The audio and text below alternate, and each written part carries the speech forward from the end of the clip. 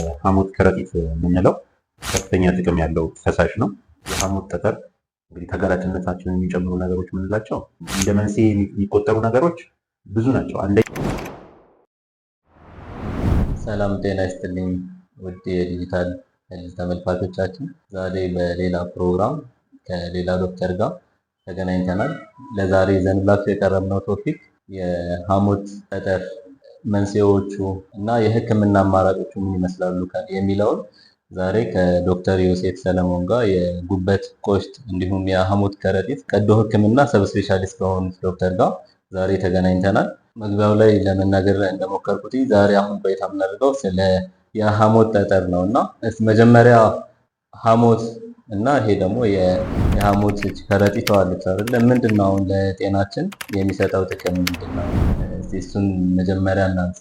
አመሰግናለሁ። ስለ አስተዋወቀኝም አመሰግናለሁ። ያው እንደተናገርከው ዶክተር ዮሴፍ ይባላለሁ እና ስለጋበዛችሁኝም እጅግ በጣም አመሰግናለሁ። ያው እንደ መግቢያ ያህል እንግዲህ የሐሞት ከረጢት የምንለው በቀኝ የሆዳችን ክፍል ውስጥ በላይኛው ክፍል ውስጥ ጉበት ስር ተለጥፋ የምትገኝ አንድ አካል ነች እና ጥቅሟ ምንድን ነው? ሐሞት በጉበት ተመርቶ ወደ አንጀት ከመሄዱ በፊት ምግብ እስከምንበላ ድረስ ጊዜያዊ ማጠራቀም፣ ያንን ሐሞት ሞር ኮንሰንትሬትድ ወይም ጠንካራ ሐሞት እንዲሆን በዛ ውስጥ የሚገኘውን ውሃ በመምጠጥ ወደ ግድግዳው ውሃውን በመምጠጥ ሐሞቱ ጠንካራ እንዲሆን ማድረግ እና ለጊዜው ማጠራቀም ነው የሐሞት ከረጢት ስራ። ኦኬ መልካም። ሐሞትስ የምንለው ነገር ለሰውነታችን የሚሰጠው ጥቅም ወይ ይሄ ከምግብ ጋርም ተያይዞ ስለሱ ትንሽ ማንሳት እንችላለን? ሐሞት እንግዲህ ከፍተኛ ጥቅም ያለው ፈሳሽ ነው። በጉበት የሚመረት ፈሳሽ ነው።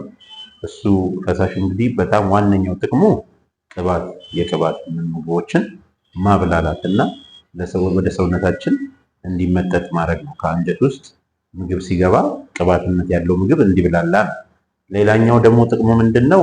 ሌሎች ምግቦችም እንዲብላላ በሌላ ክፍል የሚመረቱ የኢንዛይሞች ወይም ምግብ የሚያብላሉ ኢንዛይሞችን እነሱን ያግዛል። ስለዚህ ዳይጀሽን እንዲፋጠን እነዛ በተለይ ደግሞ ከቆሽት የሚመረቱ ኢንዛይሞች ሌሎች ምግቦችን የሚያብላሉ አብዞርብሽን ወይም ደግሞ ንጥረ ነገሮች ወደ ሰውነታችን እንዲመጠጡ እንዲዋሃዱ የሚያደርግ ፈሳሽ ነው ማለት ነው። ሌላው ጥቅሙ ምንድን ነው? ሶስተኛው ጥቅሙ በሰውነታችን የማይፈለጉ ለምሳሌ የሞቱ ቀይ ደም ሴሎች ምናምን እንደዚህ በጉበት በኩል ተደርገው ከሐሞት ጋር ተቀላቅለው ወደ አንጀት ገብተው በሰገራ የሚወገዱበት ሚንስ አለ። ስለዚህ ምንድነው ሐሞት የማይፈለጉ ነገሮችንም አብሮ የማስወገድ ባህሪ ያለው ማለት ነው። እነዚህ ሶስት ጥቅሞች አሉት ሐሞት። መልካም ጥሩ ማብራሪያ ነው የሰጡን። እሺ ስለዚህ ስለ ሐሞት እና ስለ ሐሞት ከረጢት ይሄን ካልን ዛሬ ደግሞ ዋና ይዘን የቀረብነው ርዕሳችን የሐሞት ጠጠር ነው እና ይሄ የሐሞት ጠጠር የሚባለው ምንድን ነው? ከየት ነው የሚመጣው? እስኪ እሱን ትንሽ ለተመልካቾቻችን የምታብራሩልን። እሺ የሐሞት ጠጠር እንግዲህ የምንለው ያው ሐሞት በሐሞት ከረጢት ውስጥ ጠጣርነት ነገር ሰርቶ ወይም ወፍሮ ወደ ጠጣርነት ከተቀየረ በኋላ እላዩ ላይ እንደገና ብዙ ኬሚካሎች እና ሰብስታንሶች እላዩ ላይ በመከመር ወደ ጠጣርነት ሲቀየር ነው ያ እንግዲህ የሐሞት ጠጠር ተፈጠረ ማለት።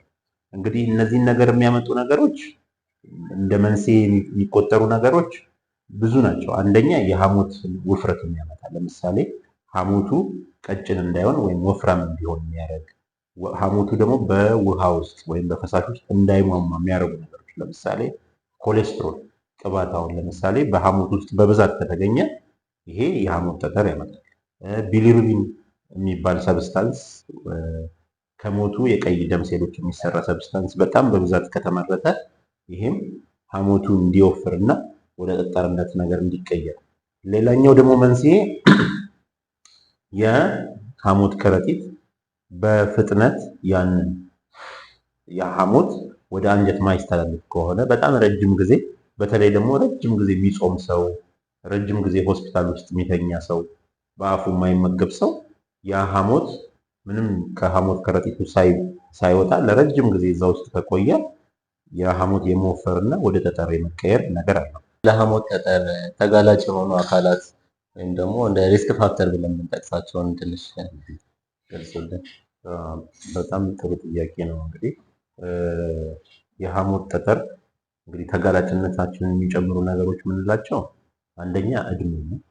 እድሜ ለምሳሌ ከ40 ዓመት በላይ ሲሆን አንድ ሰው ያ በሐሞት ጠጠር የመያዝ እድሉ ከፍተኛ ነው፣ ወይም ደግሞ ተጋላጭነቱ እየጨመረ ይሄዳል። ሌላኛው ደግሞ ጾታ ነው። ጾታ አሁን በተለይ ደግሞ ሴቶች ላይ በጣም ይታያል። እንደገና ደግሞ በተደጋጋሚ ብዙ ልጆች የወለዱ ሴቶች፣ እድሜያቸው ከ40 በላይ የሆኑ ሴቶች፣ እርግዝና፣ እነዚህ ተጋላጭነታችንን ይጨምሩታል።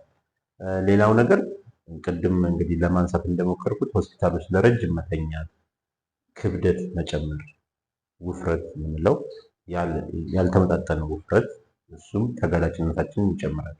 ሌላው ነገር ደግሞ በአጭር ጊዜ ክብደት መቀነስ። በአጭር ጊዜ ለምሳሌ በሐኪም ያልታዘዘ አንዳንድ ጊዜ ሰዎች በጣም ትልቅ ኪሎ በአጭር ጊዜ ውስጥ ሉዝ ለማድረግ ወይም ለመቀነስ ይሞክራሉ እና እሱም የተወሰነ ተጋላጭነታችንን ይጨምራል። እነዚህ ያው እንደ ምክንያት ሳይሆኑ ተጋላጭነትን የመጨመር ያላቸው ባህሪ ያላቸው እንትኖች ናቸው። የዚህ የሐሞት ጠጠር መገለጫዎቹ ምንድን ናቸው? አንድ ሰውስ የሐሞት ጠጠር አለብኝ ብሎ እንዲያስብ የሚያደርጉ ምልክቶች እንዴት ነው መገለጫው? ያው የሐሞት ጠጠር አብዛኛውን ጊዜ ምልክት አይኖረውም። ብዙ ጊዜ እንግዲህ በሕክምና የምናገኘው ሰዎች በተጓዳኝ ምክንያት ወደ ሕክምና ተቋም መጥተው አልትራሳውንድ ሲነሱ የሚገኙ ናቸው አብዛኞቹ የሐሞት ጠጠሮች። ነገር ግን ምልክት ያለባቸው የምንላቸው የሐሞት ጠጠሮች አንድ ሰው ምልክት አለበት የምንለው በቀኝ በኩል በላይኛው የሆድ በቀኝ በኩል ህመም እንደ ውጋት አይነት፣ እንደገና ደግሞ ወደ ቀኝ ትከሻ ወይም ደግሞ በጀርባችን በሁለቱ አጥንታችን መሃል የሚሄድ ህመም፣ ከዚህ ተነስቶ ወደዚህ የሚሰራጭ ህመም፣ ቅባት ሲበሉ ሆድ መነፋት፣ አለመስማማት፣ የማቅለሽለሽ ስሜት፣ እንደዚህ ቅባት ሲበላ መባባስ፣ ይሄ ህመም መባባስ ካለ፣ እንደገና ደግሞ ይሄ ህመም ሌሊት መባስ ካለ፣ አንዳንድ ጊዜ ደግሞ በተደጋጋሚ ያልተደመዱ ምልክቶች የምንላቸው በተደጋጋሚ የጨጓራ ህመም ስሜት ኖሮ በተደጋጋሚ አንዳንድ ሰዎች የጨጓራ መድኃኒት ሲወስዱ ይቆያሉ። እነዚህ እንዳለ የሐሞት ጠጠር ምልክቶች እንላቸዋለን። ኦኬ፣ እሺ፣ መልካም። አንድ ሰው የሐሞት ጠጠር ለረጅም ሰዓት ምንም ምልክት ሳይኖረው ይቆያል እና ወደ ሕክምና መምጣት ወይም ደግሞ አንድ ሰው መጀመሪያ በዚህ በሐሞት ጠጠር እንዳለበት ተነግሮት መቼ ነው ወደ ሐኪም ቤት ወይም ደግሞ ወደ ሕክምና መምጣት ያለበት? ያው እንግዲህ አንድ ሰው ያው ሕክምና ኢንዲቪጁዋላይዝ ነው። ለእያንዳንዱ ሰው ሕክምና ይለያያል። ማለት አሁን እንዳለ ይሄ ማህበረሰብ ምልክት ስለሌለበት ወደ ሆስፒታል አይምጣ፣ ምልክት ስላለበት ይምጣ ምናምን የሚባል ነገር የለም። ኢንዲቪጁዋላይዝ ነው። ግን ጥናቶች እንደሚያሳዩት አብዛኛዎቹ የሐሞት ጠጠር ምልክት ከሌላቸው አብዛኛዎቹ ለጊዜው ሕክምና ያስፈልጋቸው። ስለዚህ ምንድን ነው የሚያደርጉት ሰዎች እነዚህ ቅድም የጠቀስናቸውን ምልክቶች መከታተል በራሳቸው ነው ያለባቸው። ግን አንዴ ምልክት ካሳየ ይሄ ሕክምና ያስፈልጓል። ምክንያቱም ምንድነው በጥናት የተረጋገጠው አብዛኞቹ ኮምፕሊኬሽኖች ወይም ደግሞ የጎንዮሽ ጉዳቶች የሚመጡት በሐሞት ጠጠር የተነሳ የሚመጡት ምልክት ከመጣ በኋላ ምልክት ከጀመረ በኋላ ለምሳሌ የቆሽት ቁስለት ሊሆን ይችላል።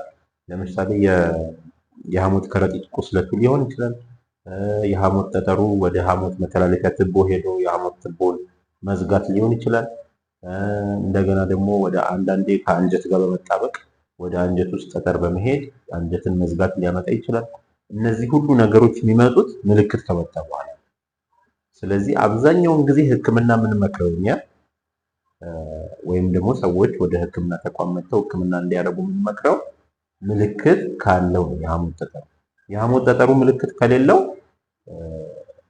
እዛው ቤታቸው ሆነው እነዚህ ምልክቶች ቅድም የጠቀስናቸውን እንዲከታተሉ ነው የምናደርገው። ነገር ግን ስፔሻል ኮንዲሽን ወይም ለየት ያለ ኮንዲሽኖች የምንላቸው አሉ። የሐሞት ጠጠር ምልክት ሳይኖረው ሕክምና የሚደረግላቸው አሉ። እነዚህን እንግዲህ በኋላ ምናልባት እንጠቅሳቸዋለን። አንድ ሰው የሐሞት ጠጠር ያለበት ሰው ዲስከሬጅ የሚከለከሉ ምግብ አይነቶች ይህንን ብላ ይህንን አትብላ ተብሎ ይቀመጣሉ በህክምናው? በጣም እኛ ዲስካሬጅ የምናደርገው ወይም ደግሞ ሰዎች እንዳይመገቡ የምንመክረው ቅባት የበዛባቸው ምግቦች። አንደኛ ሁለት ነገር ነው። አንድ የሐሞት ጠጠር ካለበት ሰው የሐሞት ጠጠር ምልክቶቹ እንዳይባባሱ የቅባት እህሎችን ማስወገድ። ቅባት የበዛባቸው እነዚህ በጣም ዘይት የበዛበት ምግብ፣ በጣም ቅቤ የበዛበት ምግብ ወይም ጮማ የበዛበት ቅባት የበዛባቸው የምንላቸውን ምግቦች ማስወገድ አለን። ሌላ ግን ለመከላከል ከሆነ የሚመረጡ ምግቦች አሉ። ማለት መከላከል ስንል ያው 100% ያንን ነገር እንዳይመጣ ያደርጋል ሳይሆን ተጋላጭነታችንን የሚቀንሱ ነገሮች አሉ። ለምሳሌ አትክልት አዘውትሮ መመገብ፣ ፋይበር ብዙ ያላቸው እነዚህ ስራ ስርነት ምናምን ያላቸው ምግቦችን አዘውትሮ መመገብ፣ የምንመርጣቸው ዘይቶች ስንመገብ በተለይ ኦሊቭ ኦይል ምናምን እንደዚህ ያላቸውን ምግቦች መመገብ ተጋላጭነታችንን ሊቀንስ ይችላል። ይህንን የሐሞት ጠጠርንስ እነዚህ ምግቦችን ከመከልከል ውጭ ሌላ መከላከል አንድ ሰው ራሱን ሐሞት ጠጠር ለመከላከል የሚደረጉ እንትኖች አሉ የሚመከሩ? ያው መከላከል ሳይሆን ያው ተጋላጭነትን ለመቀነስ ነው። ምክንያቱም አሁን ይህንን ነገር በማድረግ ሐሞት ጠጠር አይከሰትም ማለት አንችልም። እነዚህ ነገሮች በማድረግ ግን ተጋላጭነታችንን በሐሞት ጠጠር የመያዝ እድላችንን በተወሰነ ፐርሰንት መቀነስ እንችላለን። እነዚህም ያው ኤክሰርሳይዝ ማድረግ፣ ምግባችንን መምረጥ፣ አብዛኛውን ጊዜ አትክልት የበዛባቸው ጥራጥሬና ይሄ ሃይ ፋይበር ዳይት የምንላቸውን ነገሮች መመገብ ተጋላጭነታችንን ሊቀንስ ይችላል። እሺ መልካም። በተለምዶ የሐሞት ጠጠር ያለባቸው ሰዎች ልክ የኩላሊት ጠጠር ያለባቸው ሰዎች ብዙ ውሃ እንዲጠጡ እንደሚመከረው ይሄ የሐሞት ጠጠርንም ብዙ ውሃ በጠጣ አይጠፋልኝም ወይ ደግሞ በሰገራ አይወጣም ወይ የሚል በተለምዶ የሚባል ነገር አለና ይህን እንዴት ታዩታላችሁ? ያው የሐሞት ጠጠር ብዙ ውሃ በመጠጣት አይወጣም። ምክንያቱ ምንድነው? ምንም የተገናኘ አይደለም። እዛ ከምንጠጣው ውሃ ወደ ጉበታችን ሄዶ ያንን እንትን አድርጎ የማስወጣት ባህሪ የለውም። ነገር ግን የኩላሊት ጠጠር ከሆነ ያው ኩላሊት ፈሳሽ ነገር ስለሚያጣራ ፈሳሽ ነገርም ስለሚወጣ አብሮ ሊወጣ ይችላል። ግን ውሃ በመጠጣት የሐሞት ጠጠር ሊወጣ አይችልም። አንዳንድ ጊዜ ትናንሽ ጠጠሮች ምንድነው በሰገራ ሊወጡ ይችላል። ግን እንደ ኩላሊት ጠጠር እኛ ልናቃቸው አንችልም፣ መውጣት አለመውጣታቸውም ማለት ነው። ግን እንደ ሕክምና አሁን ለምሳሌ አንዳንድ ጊዜ ሆም ሬሜዲስ እንላቸዋለን፣ የቤት ውስጥ ሕክምና። ለምሳሌ አንድ ሰው ጉንፋን ከያዘው አዘውትሮ ትኩስ ነገር በመውሰድ ምናምን እንደዚህ በቤት ውስጥ የምናደርጋቸው ለሐሞት ጠጠር እንደዛ የሚባል ሕክምና የለም።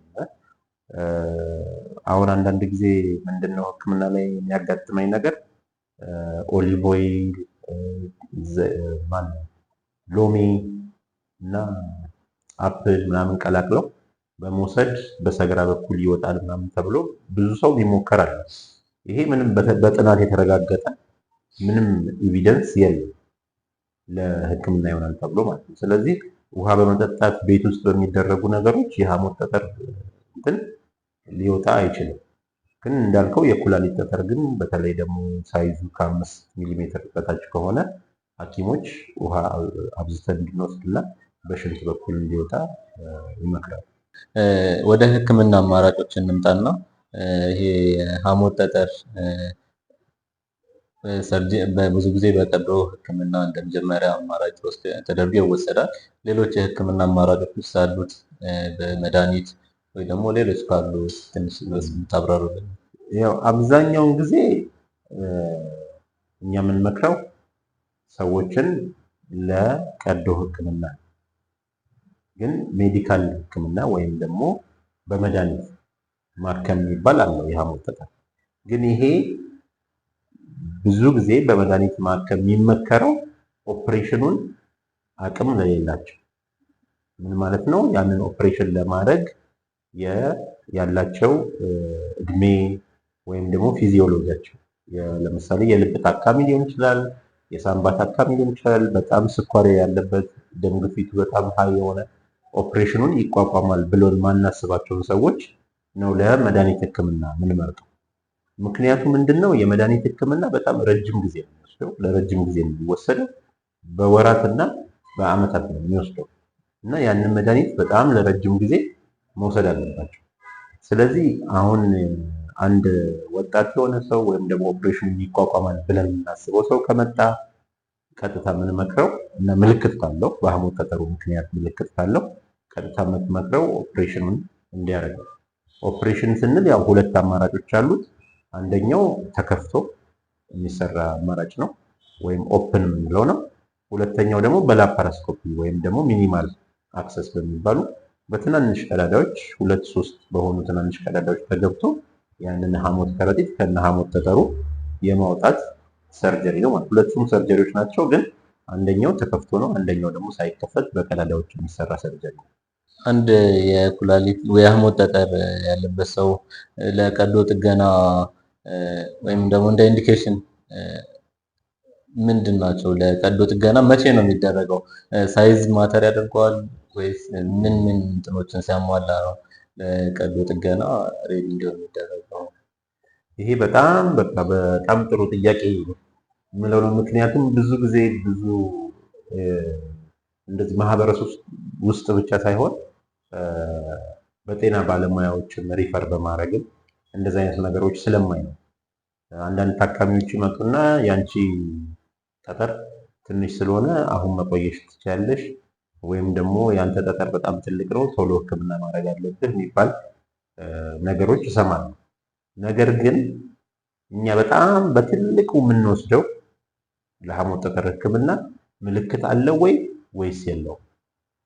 ቅድም ለማንሳት እንደሞከርኩት የሐሞት ጠጠር ብዙ ችግሮች የሚፈጠሩት የምልክት ከጀመረ በኋላ። ስለዚህ አንድ ሰው በጣም ትናንሽ ደቃቃ ጠጠር ሊኖረው ይችላል ወይም ትልቅ ጠጠር ሊኖረው ይችላል። ይሄንን ሳይሆን የምናየው ያ ሰውዬ ምልክት አለው ወይስ የለውም። ምልክት ካለው ሳይዙ በጣም ትንሽ ሆነ ወይም ትልቅ ሆነ ምንም እሱን ሳናይ ነው ቀጥታ ለኦፕሬሽን የሚመጣው። ያው ሰውየው ያ ሰው ለኦፕሬሽን ብቁ ሆኖ ከተገኘ ማለት ነው። የመድኃኒት ሕክምናም ከሆነ እንደዛው ነው። ምልክት ከሌለው ብዙም የመድኃኒት ሕክምና አያስፈልገውም። አሁን አንድ ሰው በጣም የተጎዳ ሰው ሆኖ ኦፕሬሽን ማይችል የመድኃኒት ሕክምና የሚያስፈልገው ምልክት ካለው ነው። ነገር ግን ሳይዝ ማተር የሚያደርግበት ወይም ደግሞ ሳይዝ የምናይበት ሁኔታዎች አሉ። ለምሳሌ ምልክት ከሌለው ያ ሰውዬ ያንን ሰው መቼ ነው ለኦፕሬሽን የምንመክረው የሚለው እሱ አንድ ነገር ነው።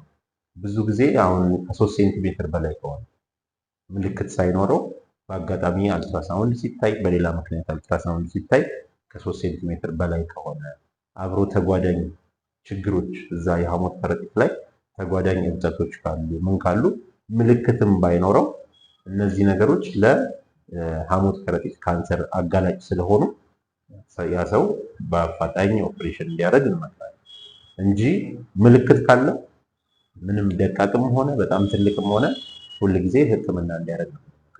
እሺ መልካም። አንድ ሰው የሐሞት ከረጢት ኦፕሬሽን ወይም ደግሞ ሰርጀሪ ከተሰራለት በኋላ ላይፍ ስታይሉን አፌክት ያደርገዋል። ሄልዙን ወይም ደግሞ ጤናው ላይ ምን አይነት ተጽዕኖ ያሳድራል? ትንሽ ስለዚህ። ኦኬ ያው ወዲያው እንደተሰራ የተወሰነ ያው በኦፕሬሽን ምክንያት ህመም ሊያጋጥመው ይችላል።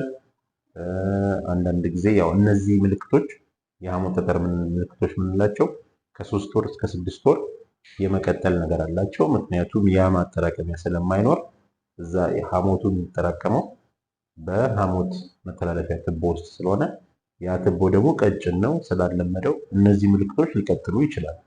ነገር ግን ይሄን ያህል በጣም ላይፍ ስታይሉን የሚያስቀይር ትልቅ ምንም የሚያጋጥመው ነገር የለም። በተለይ ደግሞ ከ3 ወር በኋላ ከ6 ወር በኋላ ወደ ኖርማል ወደ ቀድሞ ወደ ነበረበት መመለስ ይኖራል።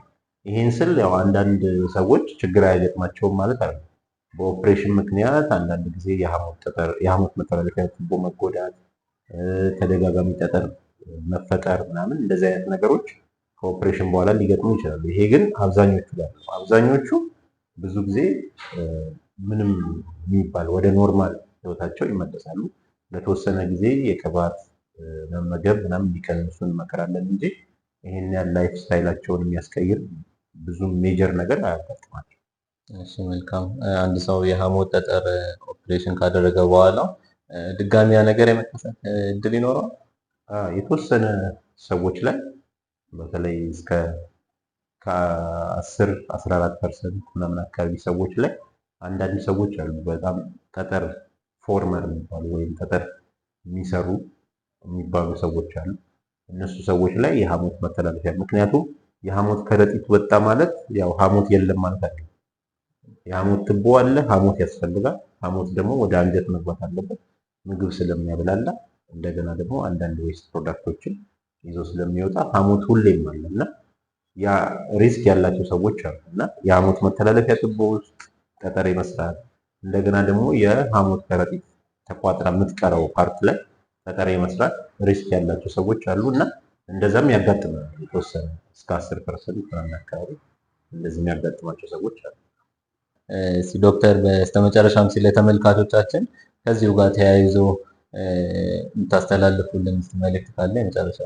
ኦኬ፣ እኔም እንግዲህ ስለጋበዛችሁኝ አመሰግናለሁ።